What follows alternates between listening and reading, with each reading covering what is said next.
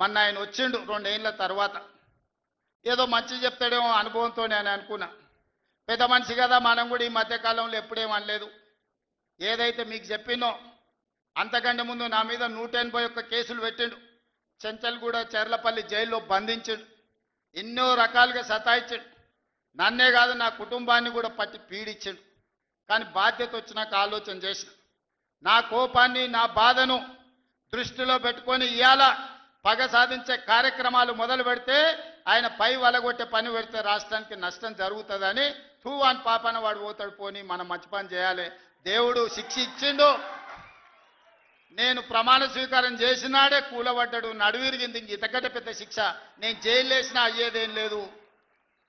ఆయననే ఫామ్ హౌస్ను ఒక బందీఖానగా మార్చుకొని చుట్టూతో నా పోలీసులే ఉన్నారు, లోపల ఆయన ఉన్నాడు.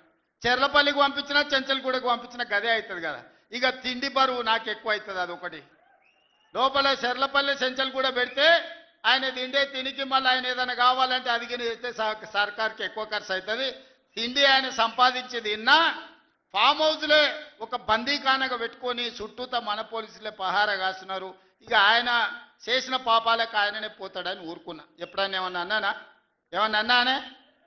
ఎప్పుడైనా ఏమన్నా అన్నానా? మీరు చెప్పురు. ఇక్కడ పాత్రికేయ మిత్రులు ఉన్నారు అందరు, నాకు కూడా దోస్తులే కదా వాళ్ళందరూ.